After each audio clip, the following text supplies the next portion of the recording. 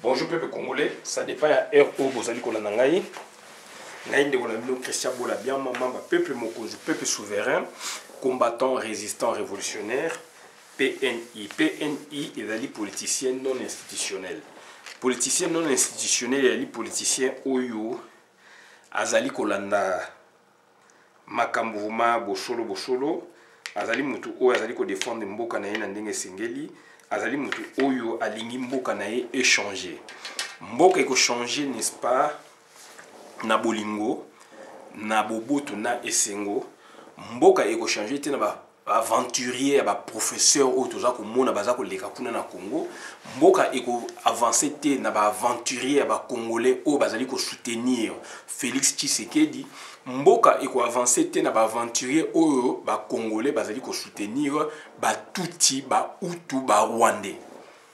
Voilà bandeko na ngai komba na biso ezali place wana yango tozo bengisa bino le 11 novembre oyo, donc c'est-à-dire na porte ya Pantin biso nyonso tuto afluyo na to ya wana to crier haut et fort pour na ko dénoncer ba manœuvre oyo ba Tutsi basali ba multinationales bazali ko sala oyo Hippolyte Kana bazali ko sala oyo garçon na bango course donc Félix Antoine Tshilombo azali ko sala na kati ya Congo. Donc il faut to sangana to ya ebele toza na besoin na yo, toza na besoin na ye, toza na besoin ya ye kuna puisque Congo ezali kaka ya ngai ya yo ya ye. Congo pe ezali appelé à recevoir du monde. Toko yamba batu oyo bazali ko ya pona ba bebisa mibeko na biso te mais pona ba respecter mibeko na biso. Ya mwana ezali devoir moko donc sacré ya ngai na yo to bundela mabele ya mboka na ngai. Ya mwana tozali ko bengisa batu donc le 11 oyo na porte ya Pantin, na porte ya Pantin pardon, biso nyonso to sangana wana pona ko bundela ekolo na biso. To yé lelo mingi aussi koloba makambu ya Hippolyte Kanambe puisque tu yebisa bino toza na batu na présidence ou ya bango ezali mibale lelo présidence donc ya président protocolaire donc wana ezalaka na cité de l'OIA bien qu'akomi clandestin comme kolala par-ci par-là na présidence ya président donc ya donc président donc de fait Hippolyte Kanambe na Kingakati toujours information de deux côtés yango to yé koyebisa bino information eza nini donc Kabila aujourd'hui il s'est dit il se sent en insécurité na Kinshasa et qu'il voudrait, n'est-ce pas, rejoindre son frère à Kalemi pour s'y établir.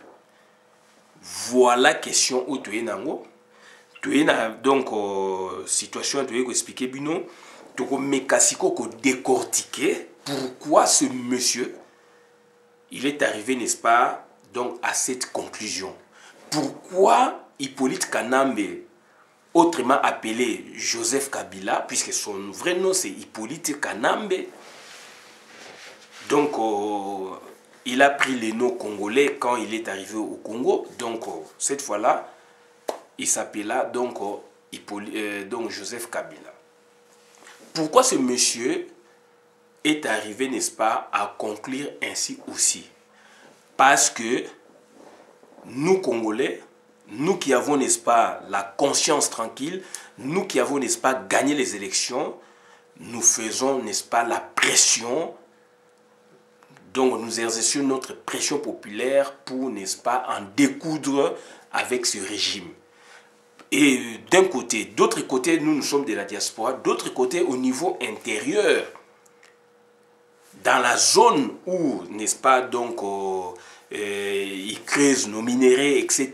Et puis nos minéraux, il y a une armée d'autodéfense populaire tenue par un vaillant combattant, un autochtone, donc un général nommé donc Yakotumba. Amouri Yakotumba William, c'est ce monsieur-là qui fait peur aux Rwandais. Il n'est pas seul, il est secondé par la troupe ou les troupes. Il est secondé par toute la population. Il est secondé par la diaspora. William Yakotumba, donc, il a des équipes, n'est-ce pas, qui les soutiennent. Et qu'aujourd'hui, Hippolyte Kanambe il dit ça et là qu'il se sent en insécurité dans la ville de Kinshasa, province-ville de Kinshasa, et qu'il tient, n'est-ce pas, à se déplacer pour aller s'établir dans la province de Kalemi, où il a fait nommer son frère là-bas. Donc, nous maintenant, on va décortiquer avec vous pour vous montrer que pourquoi en est-il ainsi, pourquoi c'est dit être, n'est-ce pas, en insécurité. Cette phrase, il avait déjà sorti en 2006, juste après les élections présidentielles qu'il avait opposées à Jean-Pierre Bemba. Et il est allé voir Jean-Pierre Bemba dans sa résidence, toujours à la Gombe, pour lui dire que voilà, je me sens en insécurité, oui, il y a une insécurité, il faut donc donner l'ordre à des troupes, n'est-ce pas, de rétablir l'ordre, la tranquillité publique dans la ville de Kinshasa. 2006, juste après qu'on ait, n'est-ce pas, donc voté. Et aujourd'hui, il revient sur la même thématique. Quand un tout il revient sur la même thématique, il faut se poser beaucoup de questions, ou il faut, n'est-ce pas, donc imaginer le pire qui vient. Ce pire-là peut être, n'est-ce pas, à notre encontre, comme ça peut être à son encontre. Et cette fois-ci, le pire viendrait donc à son encontre. De le monsieur, donc, c'est-à-dire, il est pris au dépourvu par rapport à son propre piège. Nous allons les chasser et après, nous allons nous retourner contre Félix Antoine Tshilombo. Puisque c'est lui qui a barré tout pour que donc, ce monsieur ait quand même quelques jours sur notre territoire. Alors que ce monsieur devait se retrouver soit dans les cimetières, soit en prison, soit en exil. Et donc lui, il lui a donné toutes les garanties possibles. Et qu'aujourd'hui, lui-même, c'est lui qui a obtenu toutes ces garanties. Il s'est dit être en insécurité. Voilà, bandeko nangai, makambu oyo, toye pour nous expliquer les lots. Kabila alobi yango, donc a gagné la likolongo mate, mais alobi na circuit oyo biso tozalaka, toyoki yango batu o ba pesa ka biso information oyo toyeli sakabino, batu ya aner ya kingakati, ba yebisi biso babi ah makamtolobaki donc ebandi ko kelina nzela puisque Hippolyte Kanambe a komi koloba yango polele na millier na yewana. Je me sens vraiment en insécurité, donc il faut que j'aille vivre à Kalemi chez mon petit frère qui est donc gouverneur de Kalemi. Est-ce que Ndekonayo, il a été élu?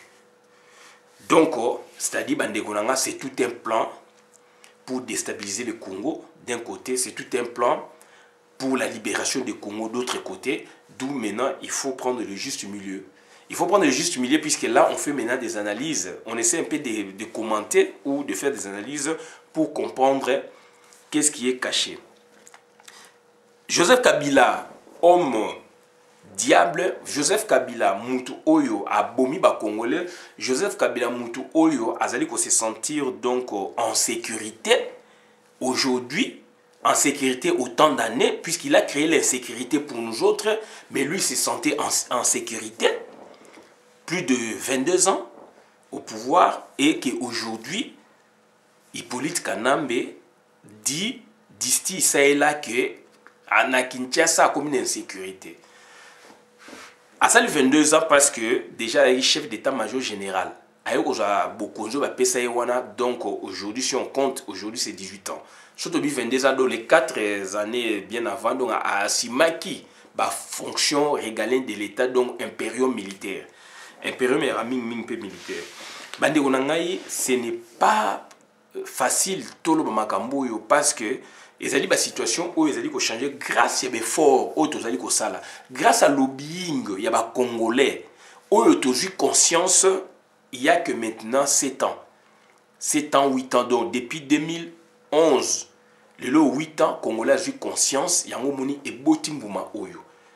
Malheur na bandeko oyo, bazali ko bunganzela. Malheur na bandeko oyo, bazali ko somba bango, alors que Mboka est commis peine à libération. Lobby yon de Kogolo Belabsoni. Okolobake, bandeko tobune na bino, et qui erreur. Toza ko poser bino question yango, lelo yango, tango yango yo. mboka ezali kokende na ko donc na ko se libérer ba Rwandais ba komi ko lela likolo ya ngomba ba komi ko kosa génocide et ko lekate ezali pe ko lekate puisque lelo yo tozali na unisson tozali ko travailler à l'unisson et que nous faisons nous construisons un grand lobbying ba sakana na biso tango biso to lalaki balalisa biso ponga ba bébé biso to lalaki dans le sens balalisa biso ponga ba bébé si autant to se prendre en charge ba Rwandais bazali ko kokate na yebisaki bino dernièrement yo moni wapi muta boma yo aboma abimaka gang siko kaka tango yo siko o comprendre comme ko loyema en face o beti kutu na nte ya bani ko kima ou ba bani ko lobake mutu wana linga boma ye alors yé muta mesana ko boma yo Moïse Nyarugabo ba Vital Kamerhe ba Azera Souberwa etc. Et puis groupe yaba Rwandais oyo bazali donc on a miné mwete mais basali eloko wana na ba place au bazali da déclaration yaba Rwando basala ke balingi Bazarias te balingi donc ba Paul Kagame te bazoko bebisa bazoko yana ba troupe na bango pour ba bunisa bacha désordre na Congo na Est etc. et que balingi dialogue boye bande konanga na ba ezali piège d'après ba information aujourd'hui batuana balobi mais bazali na minembo te puisque minembo ndenge ezali lelo na maboko ba congolais do batuana bazali toujours bato bazali na ba Uberwa bazali toujours bato bazali na ba Moïse Nyarugabo basali ba scénario na bango donc basali ndi ba boyi bande ko na bango ba dénoncer bango mais tout en étant donc dans leur philosophie et ce sont les mêmes bato oyo ba kimi oyo biso ba congolais na mutu na biso ezali ba mai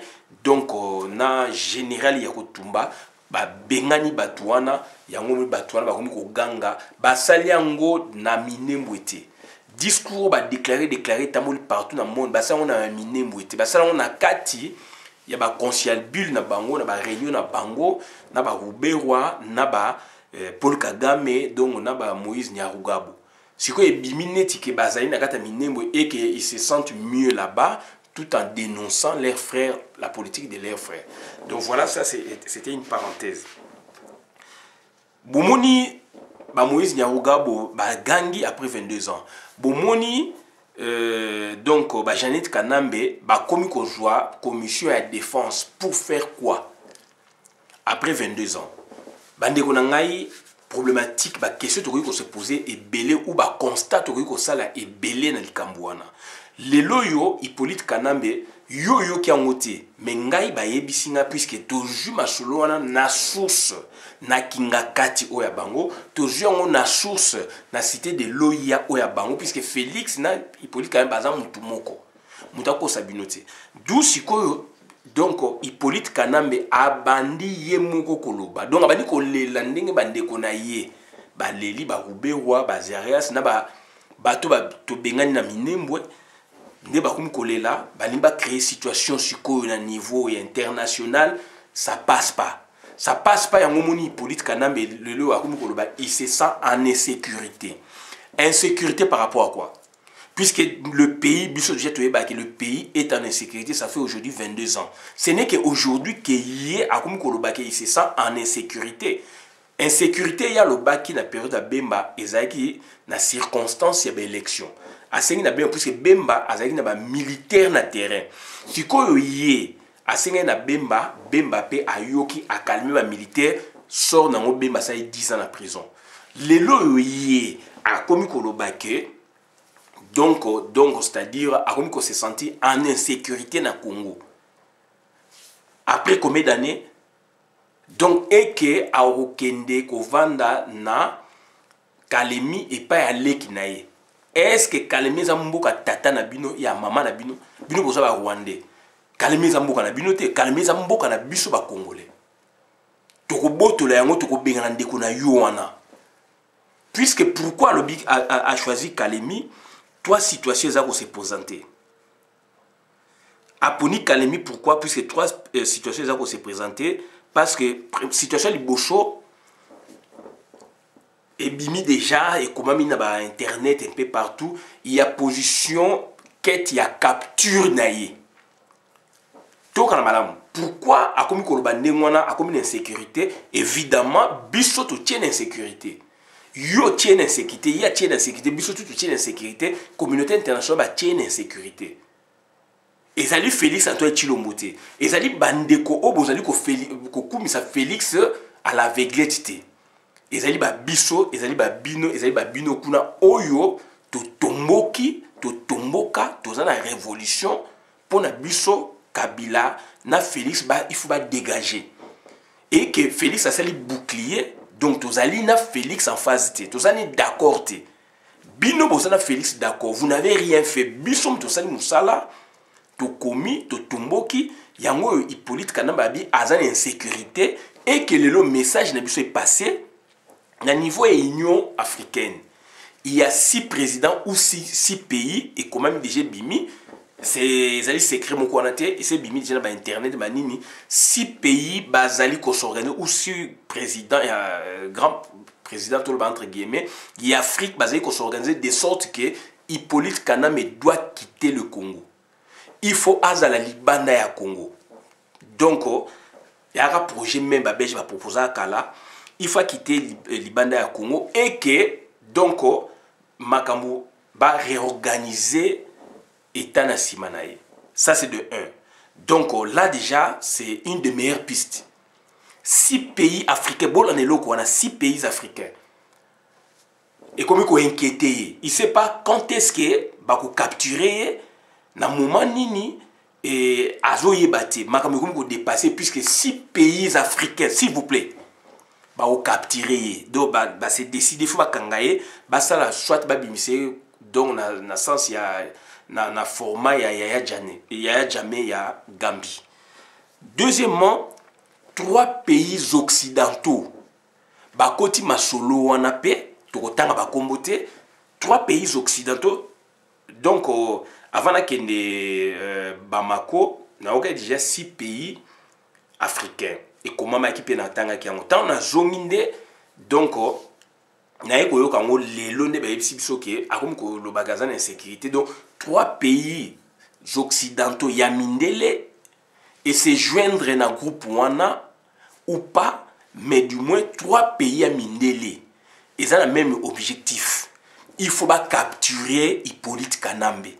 Abimisi phrase on a pas battu bandeko na ngai. Il faut pas capturer soit ba bomaye soit ba capturer soit nous autres na ko traîner na Kinshasa soit ba capturer.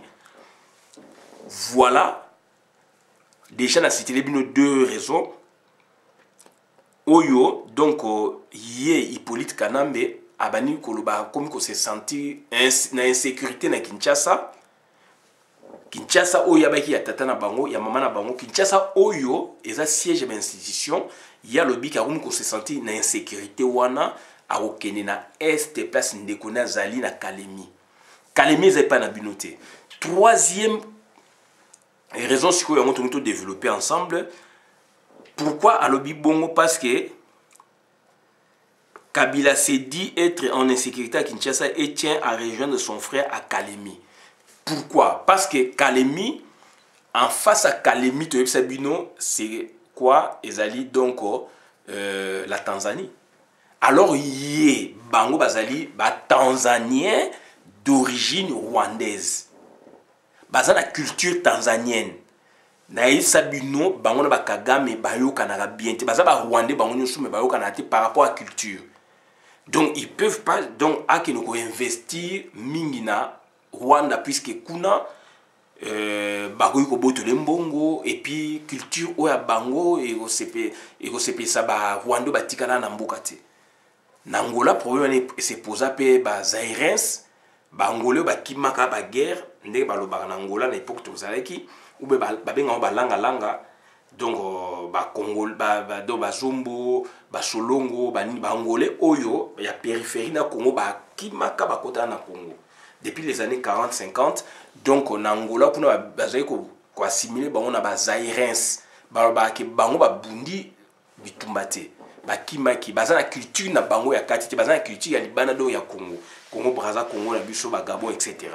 C'est la même chose na bango, baza la même culture te, puisque papa na bango baza ba Rwandais, bakimi baye na Tanzanie baboti bango kuna, donc bango bazali imprégné na culture ya Tanzanie que ya Rwanda, d'où il se sentirait mieux vivre, n'est-ce pas, na Tanzanie que na Rwanda.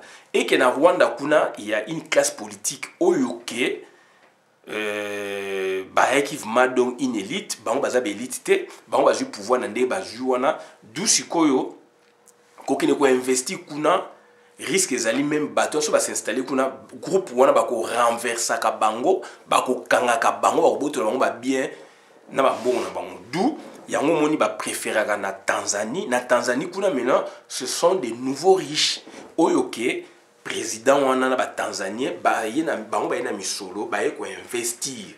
Ba comme le roi diaspora donc il y a Tanzanie ba ye ko investir sur place, ba créer ba emploi, et ce sont des Tanzaniens d'origine rwandaise, d'où ils ont cette culture, d'où bah comme bah ami il y a bah président on a et bah Tanzanie on a classe politique tanzanienne bah ont préféré bango puisque ce sont leurs enfants hein, entre guillemets, et que bah y peut qu'on investit, donc ils ont leur place là-bas. D'où maintenant le fait qu'il y ait ma province des allées belé, pourquoi te poser une question, te traiter une question sur le plan donc stratégie donc minière. Il y a exportation, il y a robimisa biloko par Kalemi, ko créer donc axe wana biloko bimé ki na port il y a Dar es Salaam et Kei donc on a océan Indien et tamboliti na ba Dubaï bani place bache ba mbongo na bango ba biloko belé tout à l'heure aspect côté stratégie minière, mais aspect militaire ezali wana, aspect immigration ezali wana. D'où yango monto zongeli yango lelo, donc c'est-à-dire tant aza ko ba bongo, donc il se sentirait mieux na non seulement na Kalemi, mais donc c'est-à-dire en face c'est la Tanzanie, donc c'est-à-dire ce que à Longwe il se sent en insécurité na Kinshasa, a okene ko s'établir kuna, soit ko s'établir kuna moindre pépin à kati na pirogue, il est de l'autre côté. Tant aza de l'autre côté, azali donc on a protection diplomatique. Ce qui Congo beaucoup ko réclamer aroye sabino que naza Tanzanie, et ba Tanzanie ba kolinga ko extrader été à part ONU, à part boé mikano makasi ekoya, mais Congo boso ba sengi mesure d'extradition ba ko extrader ka été, et tant que Hippolyte Kanambe a ko zala na Tanzanie en face na biso frontière na biso na bango, Congo ko za toujours déstabilisé ben incursion ko salamaka. Donc ça dit il a bien pensé, mais il a mal pensé parce que biso toko côté la Tanzanie. Armée il y a zomona que Tanzanie zana armée ndenge akoma ko tinda ba soda so formation na Tanzanie, chose impensable il y a pas longtemps sur Mobutu par exemple. Donc et loko wana toko briser yango. Place Hippolyte Kanambe ko zala katanga ko bimaka na mboka na biso na ba frontière toko côté la mboka wana. Yango na yoko sabino, donc trois raisons fondamentales on y a évoqué. Au fait, il y a le bic à insécurité. On a essayé d'analyser parce qu'il y a 6 pays déjà déclarés et bimi déjà. Et puis il y a Azali Moutourou, Azali qui président usurpateur Ayebi Bilokwana, président usurpateur des droits, le président usurpateur de fait Ayebi Azala ba connexion de ba Ayebi si que Keba et loko bobo à la ya jamais et au sala makalate ba ko capturer yo.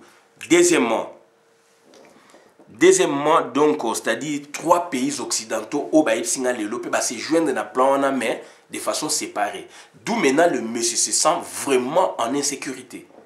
Bah benginga na sa vidéo puisque donc ezali kolobama mikolo, donc Hippolyte Kanambe se sent en insécurité. Il se sent en insécurité cette fois-ci dans ce contexte précis. Ça se diffère dans le contexte ancien à Jean-Pierre Bemba. Mais même philosophie. Se sentir en insécurité. Cette fois-là, il se sentait en insécurité pour, n'est-ce pas, mieux se réorganiser afin d'obtenir le pouvoir totalement. Mais cette fois-ci, donc c'est pour qu'il quitte notre pays, c'est-à-dire pour qu'il abandonne ce qu'il a comme pouvoir dans le Congo. Je pense que c'est comprendre les personnes. Et puis maintenant, donc, c'est-à-dire, il se sent mieux dans le lobby. A Okenekuna na Kalemi et pas Ndekonaye, puisque Ndekonaye il y a comme c'est gouverné il y a Lokuta, ça c'est de 1, d'où renforcer bah armée kuna armement kuna etc.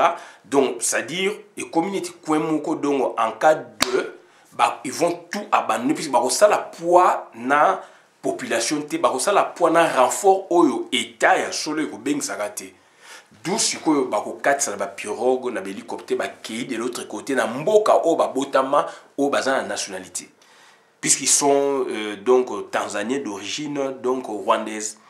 D'où maintenant, donc, c'est-à-dire, conséquemment, à puisque donc, à quelques kilomètres près, il y a effervescence avec donc, le mouvement des Maï Maï. Donc, c'est-à-dire, le monsieur déjà, donc, il s'enfuit. Donc, c'est-à-dire, il est tenté de fuir le Congo. C'est une façon de dire, de je me sens en insécurité na Kinshasa. Mais quand vous vous sentez en insécurité sur une portion du territoire congolais, c'est que toutes les portions du territoire congolais, donc, c'est-à-dire, il faut procurer au PT.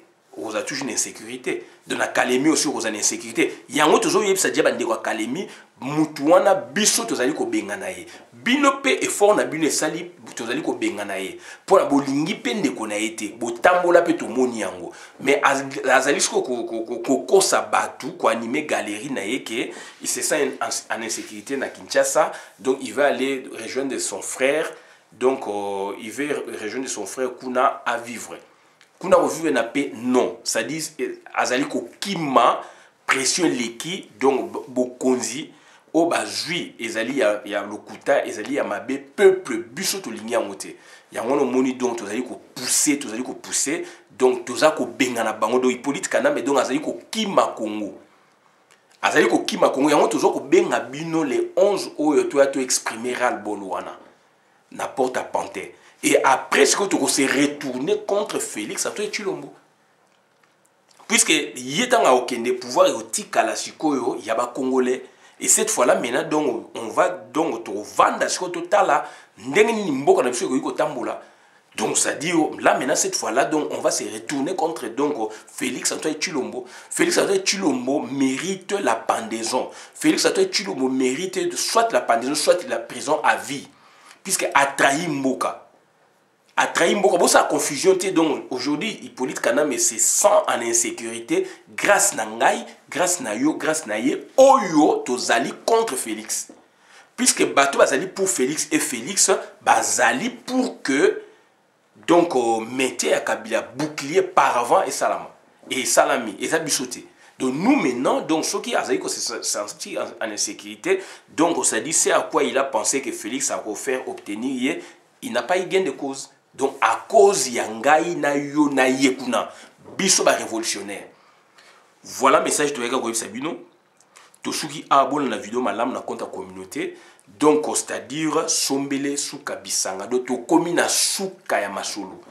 Félix Antoine Tshilombo donc c'est-à-dire akolelaka na munoko ya mboka. Bato balandi bakolelaka na munoko ya mboka. Tolobi tozali congolais, tozali mutumo, tozali uni, bino bozali ko comprendre te bolingi ko appuyer l'étranger. Étranger na bino akomi ko loba ye moko, akomi ko se sentir en insécurité. A outre ça sa réunion. Il y a gouvernement, il y a Hippolyte Kanambe.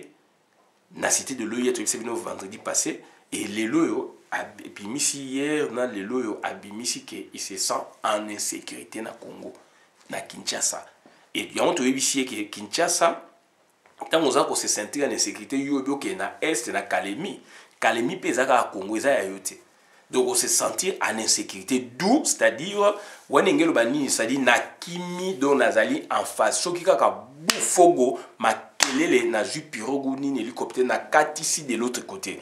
De l'autre côté, kuna sobobi extradition ba kozong sangate puis nazali tanzanien na ko laksa passeport tanzanien. Mais toko capturer, toko kangaye. Nyarugwa baleli nani boye Moïse Nyarugwa baleli azera soubé baleli yele lo ekolela. Ndeko na ya mwasi boza ko tchaye kuna na commission de défense pour faire quoi?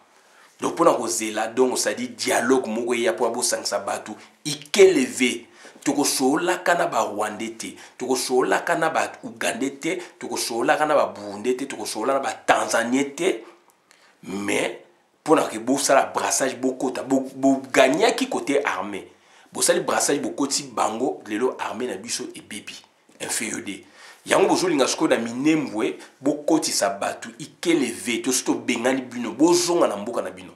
Vous sentez l'insécurité puisque vous êtes des réfugiés, nous vous considérons comme des réfugiés. Demandez pour ça demande à ACR ba pesa bino pays mususu oyo ko procurer bino paix convention de Genève.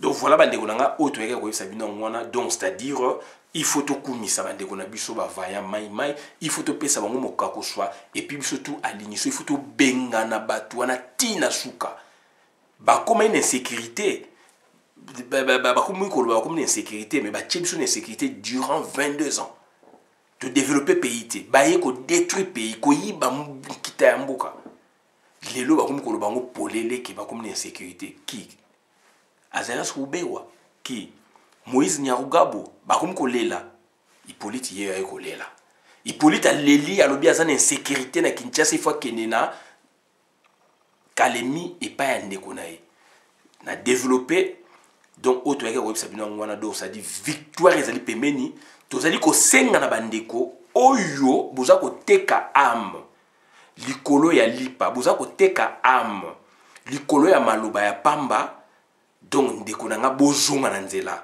lobi boko yebisa biso nini boko tala biso en face boko yebisa biso nini to bundaki ensemble ndeko nanga zonga na nzela ya ngwana auto yake ko yebisa bino ngwana do toza ko senga na batu les 11 oyo biso tout na porte ya Pantin to défier Félix Antoine Tshilombo to défier Charlot wana zali na tête mboka to défier garçon de course wana na tête mboka to défier Félix Antoine Tshilombo a teki mboka auto yake ko lobanga to soki abola na vidéo madame na compte communauté ngai Christian Bola bien membre peuple mokozi peuple souverain combattant résistant révolutionnaire PNI ezali politicien non institutionnel. J'ai dit je vous remercie. Pour la vidéo, madame.